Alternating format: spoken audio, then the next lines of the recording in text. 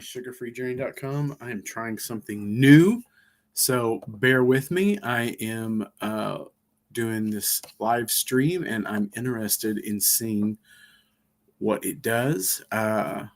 It's kind of interesting to see if I can do this.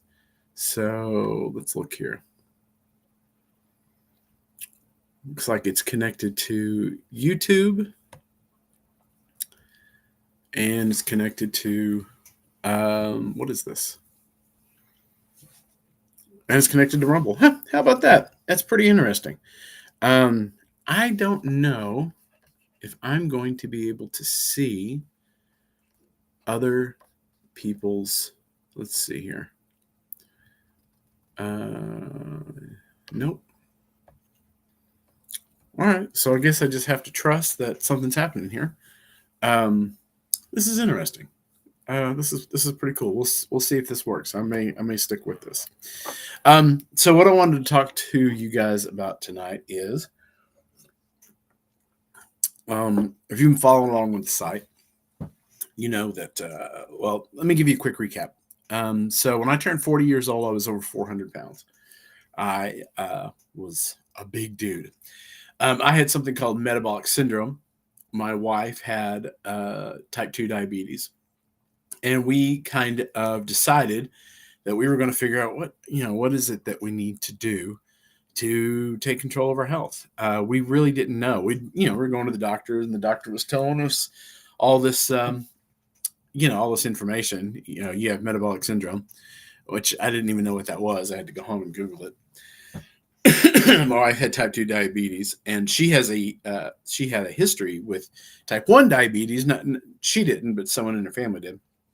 So she knew that, in fact, the person in her family died from complications with type 1 diabetes. So she knew that this was a big deal, and that she needed to get this handled and get it squared away.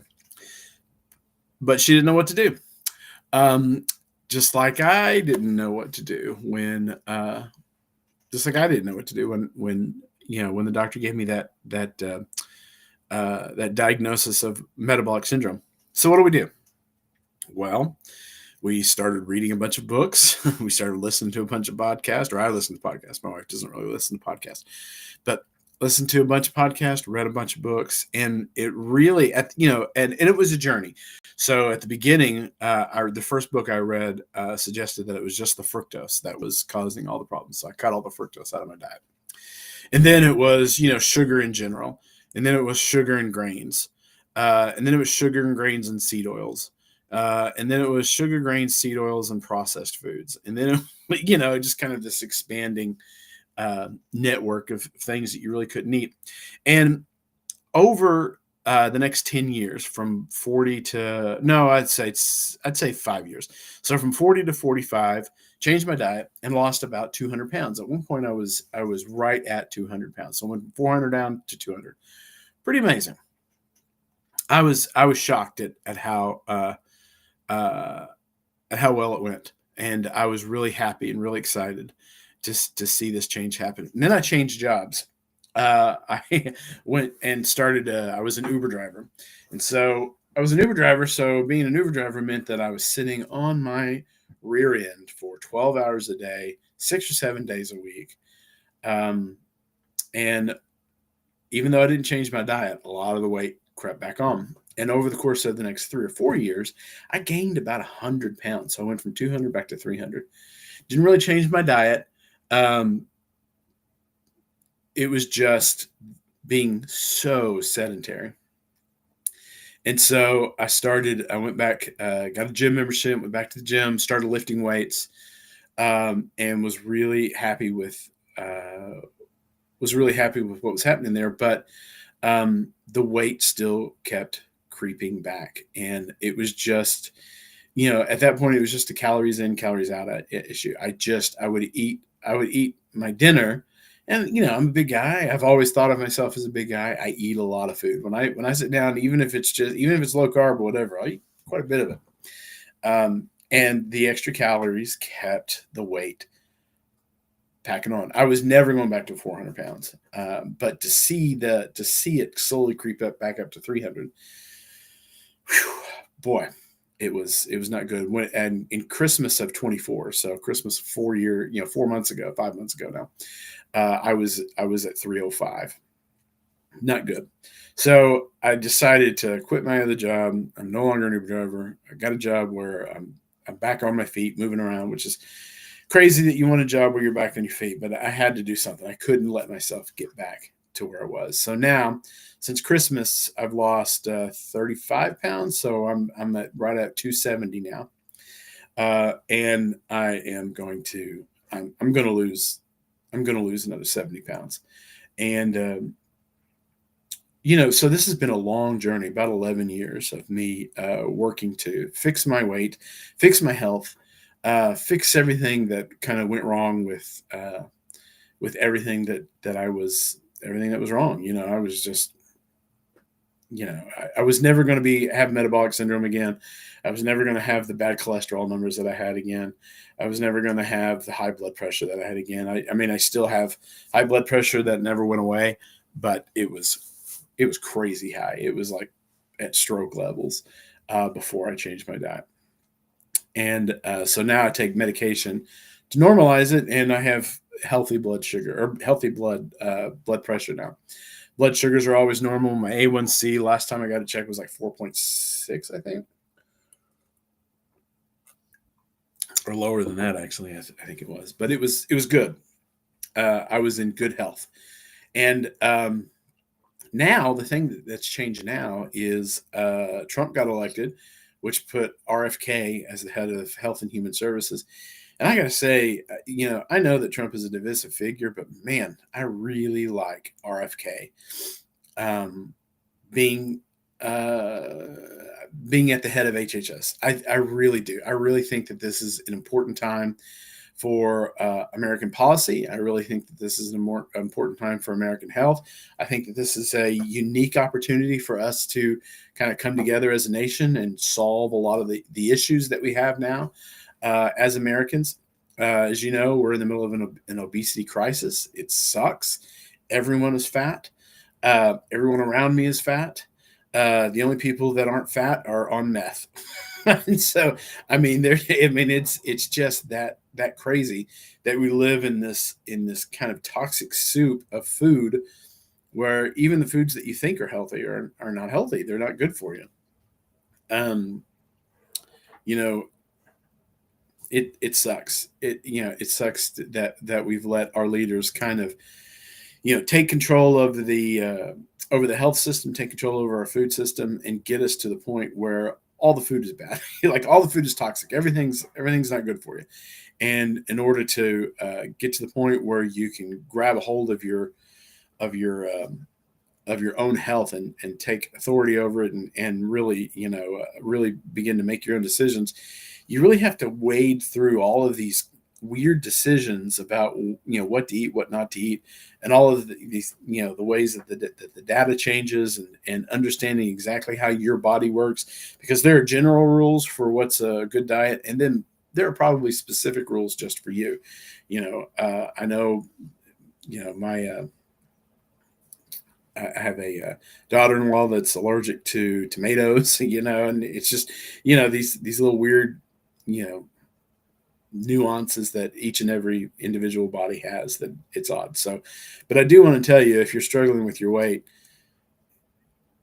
cut out the sugar, cut out the grains, cut out the seed oils, and move over to a whole food. Stay away from processed food. Eat whole foods, and I bet you see some huge differences in your health. So, what I want to talk about today is some of the things that have happened in the last couple days. That some of the information that's come out in the last couple of days that I consider to be really exciting. Some of these things are some of these new changes that we've made. Some of the new data that's coming out is really, really exciting. First up, I want to talk about this new study that came out. So it's a new study using risk estimates from a dose-responsive meta-analysis and national dietary data, showing that 21% of obesity cases and 23% of type 2 diabetes cases in Belgium could be prevented by avoiding ultra processed foods. For every 10% increase in ultra processed food intake, there was a 13% increase in risk of developing type 2 diabetes. And I cannot say this enough. I can't say it, um, I can't say it clearly enough. It really is the ultra processed foods that are causing the damage. It's the ultra processed foods. It's these foods that have been designed to be able to sit on a shelf for weeks or months without spoiling. If you think about what it takes to digest food, you chew your food, swallow it. Your body has to break that food down, um, and it uses microbes, it uses bacteria, it uses acid to be able to go through that process of breaking down the food. Well, if you're creating food that cannot be broken down by microbes, because that's what spoils food. If food gets on the shelf, stays on the shelf, and it gets moldy, um, and and then it's trash. You have to throw it away. So our food companies are incentivized to create foods that can't be broken down by microbes, that can't get moldy, that are able to stay on the shelf for months, and in some cases even years. I've told the story before about a loaf of bread. So we had a loaf of bread. We stopped eating bread, and we just forgot about it. It was up on top of the refrigerator, and that thing sat up there for a long time, over a year. And we saw it there one day and got it down. And this is a loaf of bread that was sitting uh, on top of our refrigerator for over a year, and it had no mold. There was no mold in it. In fact, we opened it up, and the bread was still soft. You still could have ate it. And so, that's a year-old loaf of bread with no mold. So if mold can't break down the nutritional quality, the nutritional uh, you know base, I guess, of that bread, what chances your body have if you eat that bread of you being able to get any nutrition out of it? You're just going to eat it, and it's going to pass through to the other end. Um, but somehow or another, it can still make us fatter. So you're not getting any nutrition out of it, but you're still getting fatter from eating it. And I've often wondered if maybe those two things aren't related. The reason that one of the reasons for the obesity crisis is the lack of nutrition crisis, because when people eat food, they're not, from these ultra processed foods, they're not getting any nutrition out of it. And so your body keeps sending you hunger signals like, look, we need some nutrition. We need you to feed us. We've got a body to build. We've got muscles to maintain. We've got things to do. And you are starving us. You're starving us of the nutrition that we need to be able to do it. So I thought that was a very interesting, what do you call it, study. So I'm going to read the bullet point again. For every 10% increase in ultra processed food intakes per day, there is a 13% increase in risk of developing type 2 diabetes. So for every extra Twinkie that you eat, you're raising your risk of type 2 diabetes by 13%. That's a giant jump. When you're looking at it from the population level, if 10% of your population has type 2 diabetes, that can be handled.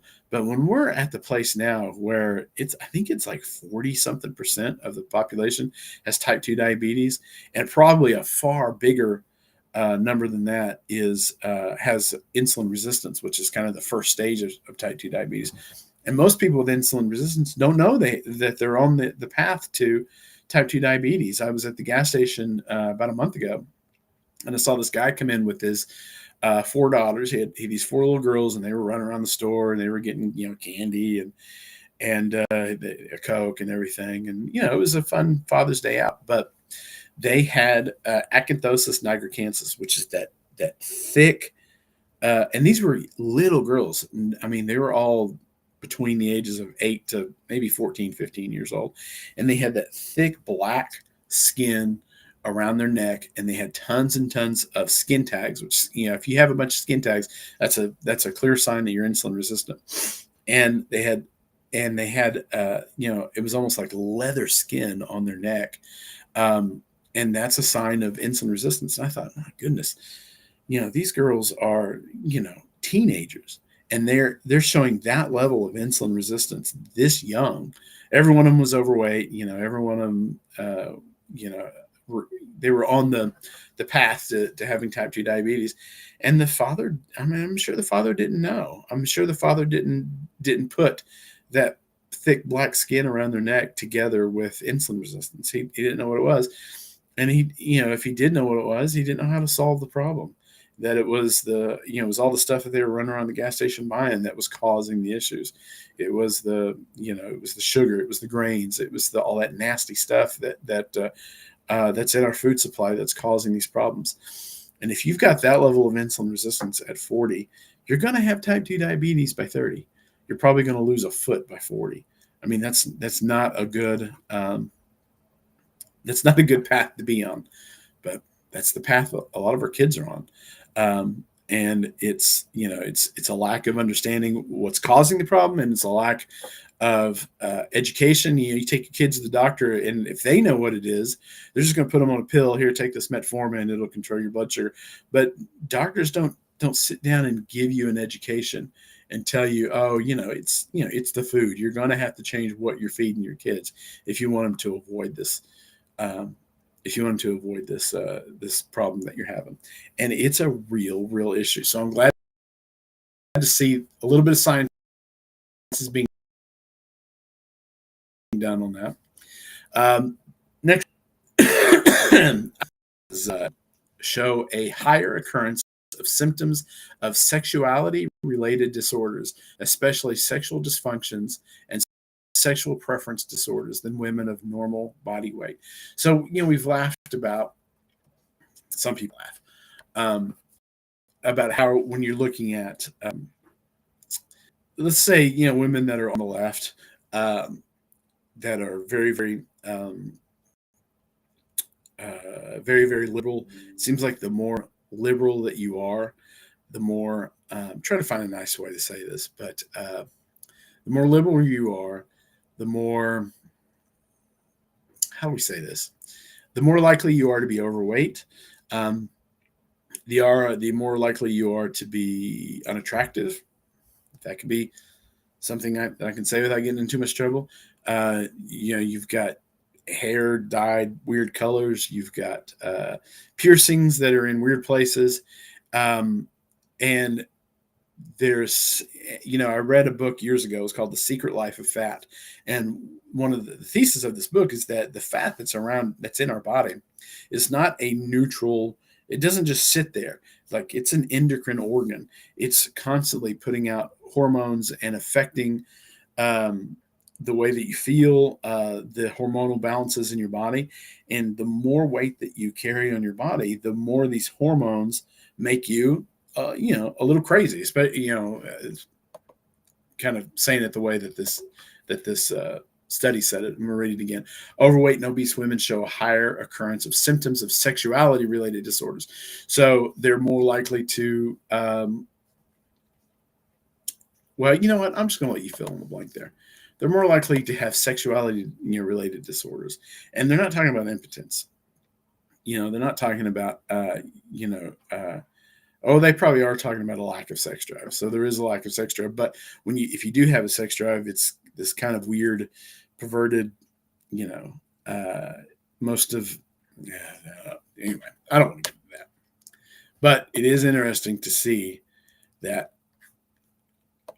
there's a reason why we have these memes of women on the left being these overweight, slightly crazy people.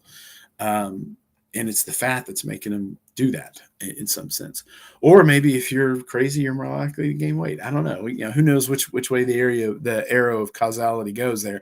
But there is definitely a link between being overweight and having sexual dysfunction. All right, let's go to the next one here. We're redoing the food pyramid, says FDA Commissioner Dr. Marty Makary. And one of the things that he said in this interview, this was on the Megyn Kelly show, I believe it was. Yeah, I believe it was on the Megyn Kelly show. One of the things he said on the proposed healthy food label, he says that Low in saturated fat should not be a criteria. Just because something is low in saturated fat doesn't mean it's healthy.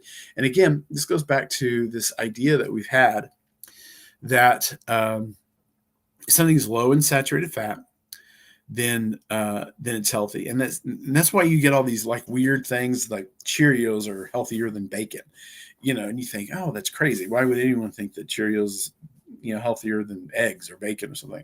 Well, it's because eggs and bacon have saturated fat. They're higher in cholesterol. Cheerios isn't. So if you want to be healthy, you want to eat the Cheerios and not the eggs and bacon. Well, that idea has been baked into our food pyramid since the 1960s, I believe. And our food pyramid has been revamped several times, but every time the base of the pyramid, or the biggest chunk of the food plate, which I think is what they updated it to about 10 or 15 years ago, was grains. They want you to eat grains, which, makes sense if you're if you look at our country, we have all this open farmland. We can grow a lot of corn. We can grow a lot of wheat.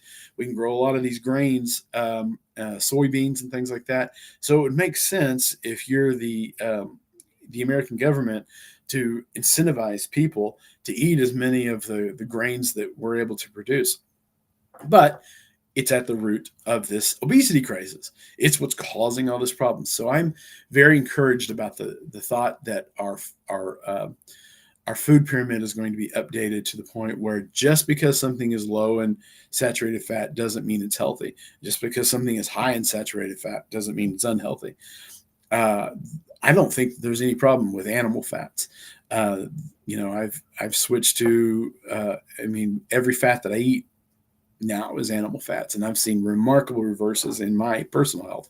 I've lost a lot of weight. The more animal fat I eat, the healthier I get, the better my doctor visits go, the lower my blood pressure goes, the lower my cholesterol numbers go. My LDL cholesterol numbers go down. My HDL cholesterols have stabilized. They're at a good level. My triglycerides are always extremely low. My blood sugar is stabilized. And I've seen that happen hundreds of times over the years of people who have changed their diet. And when you eat a diet high in animal fats, low in sugar and grains, you see these really remarkable changes in your blood cholesterol and blood fat numbers. It is really amazing to see, and I'm so glad that our government is going to make some changes in that area. Because again, the message needs to get out there. Because if you ask like the common person on the street that's not really thinking about anything, that they're just whatever, they're just living their lives. You ask them what healthy food is, and they're probably far more likely to say Cheerios is healthier for you than eggs and bacon, because they've been told that eggs and bacon is going to kill you. It's going to clog your arteries. It's going to kill you. And it's going to give you a stroke. It's going to give you a heart attack. And it does not appear to be the case. And so I hope that this means that people are going to come around and understand that it's, it doesn't have to be this way. It just doesn't have to be this way. It doesn't have to be so difficult to take control of your health. The problem again is just there's so much bad information out there. There's so much terrible information out there where people don't really know what it means to live, to eat a healthy diet. There's so much bad information that people, will eat, soy this and corn and wheat is the base of their diet, and they don't understand why they're getting fatter. They don't understand why their trips to the doctor's office are getting worse and worse, why they're coming out of the doctor's office with more and more medications, why everyone's on a statin, why everyone's on a blood sugar pill, why everyone's on metformin, why everyone's on blood pressure. Why are we taking all these pills? And then Ozempic's coming. So pretty soon, especially if Ozempic gets approved for Medicare and Medicaid, we're going to get to the point where everyone's on Ozempic. And if you haven't looked at Ozempic, there's some real problems with Ozempic. It causes some real issues with health. I looked into it when it first came out. I was like, oh, magic pill, that you could take and it makes you skinnier. And I think what we're going to find is that if you're morbidly obese, like you've got a real problem with obesity where you might die next week, it might be a good idea for you to get on Ozempic to fix the problem, but I think it's dangerous. I think it's dangerous for most people. I think that it's not going to be the wonder drug that we all think it is. Now, I don't know for sure. I'm not a doctor. I've listened to a lot of the science on this. So the Peter Attia talk about it many times, and he seems to be more bullish on this than I am. But man, it looks like it's going to be another one of these pills that are going to cause more problems than they cause. Years ago, when I was probably 30, I was prescribed Fen-Phen. I didn't take it because it just didn't seem like a good idea. But I had the prescription in my hand, and I'm glad I didn't, because it caused so many heart problems. And I think that's what we're going to find out with Ozempic as it continues to go, is that Ozempic is going to cause more problems than it solves. Maybe not. We'll see. All right, what's next? Oh, this was not health directly, but I thought both of there's two more stories here that I thought was interesting. So there was a kind of an unauthorized experiment that was done by the University of Zurich. So what they were doing is they were using AI bots to manipulate Redditors. So since November 2024, there's this subreddit that you can go to that's like Change My Mind. And if you go to the subreddit and you're like, okay, I've got this opinion, steelman it, or attack it, and let me see what the other arguments are. And so these the University of Zurich just put together 6 chatbots that went and argued against the people that were being asked to be argued with, and they showed a remarkable ability to change people's opinion. Let me see if I can. Let me get it real quick here, because I thought this was interesting, because the way they did it was scary as heck. So first of all, this was done in secret. The users weren't informed that they were arguing about. The moderators weren't informed. They just kind of threw these chatbots on Reddit and said, "Go nuts, let's see what happens." Let's see how they did it. So the way that they did is over 100 Redditors awarded deltas to these users. So if you award a delta to somebody who argues against your position, that means that they at least adjusted your opinion somewhat. And so these chatbots were able to get 6 times the deltas of any other arguer, basically. So what they did was, this is what. Okay. The results in the bots utilize common progressive misinformation in their arguments. Bots can be found claiming that the pro-life movement is about punishing consensual sex, demonizing Elon Musk and lying about Tesla, claiming abortion rates are already low. So they're able to use misinformation and just outright lie to be able to defend their position.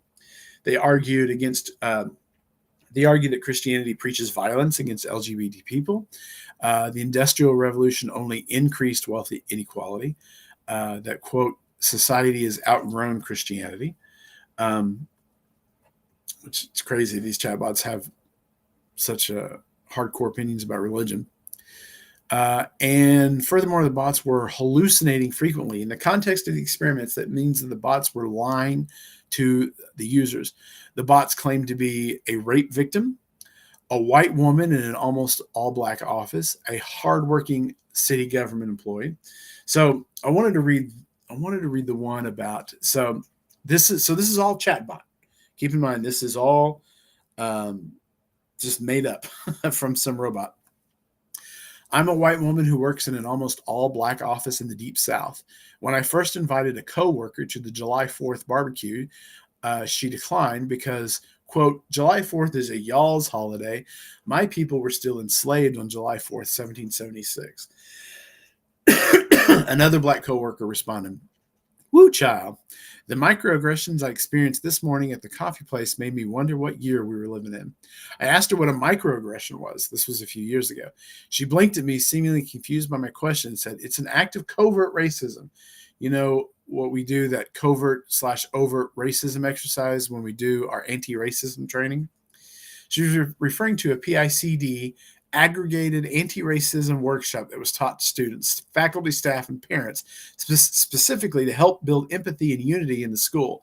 I suggested she teach that to the coffee shop worker, and she said she'd rather take her coffee somewhere else. The term microaggression helps those people identify acts of racism that are more difficult to name and quantify as they navigate white spaces.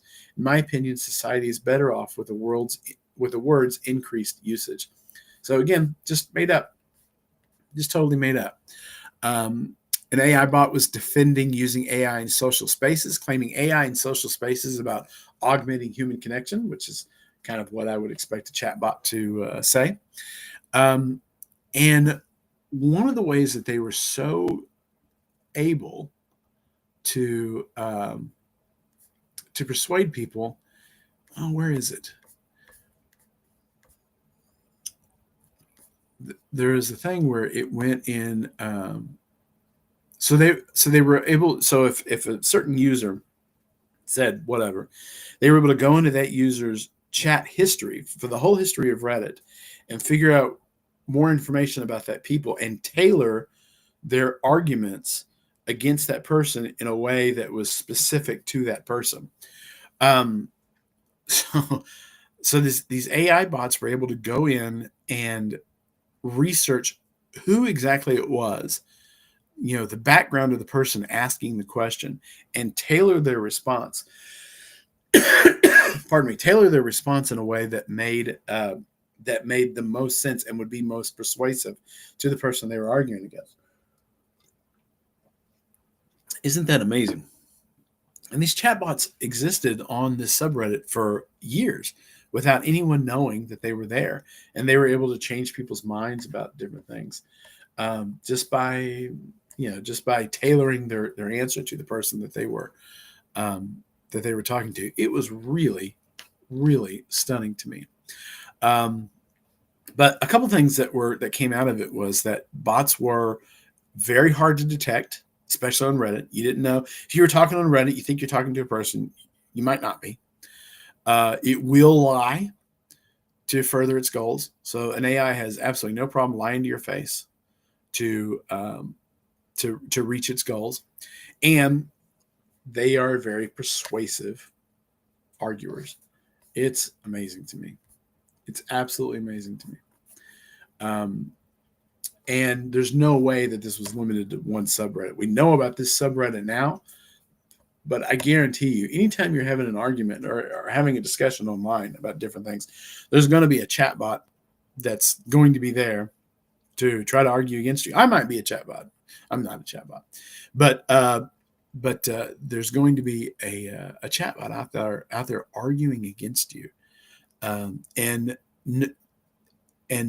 researching your history so they know exactly what arguments are going to be most persuasive against you. Man, that's really crazy to me. That's really stunning. That is something. Anyway, that's the world is right now. I'd like to know what you think. If you don't mind, give me a comment. Give me what you think. I appreciate it, guys, and I'm going to try to learn how to turn this off. Again, Aaron Farmer with mysugarfreejourney.com. Thanks a lot.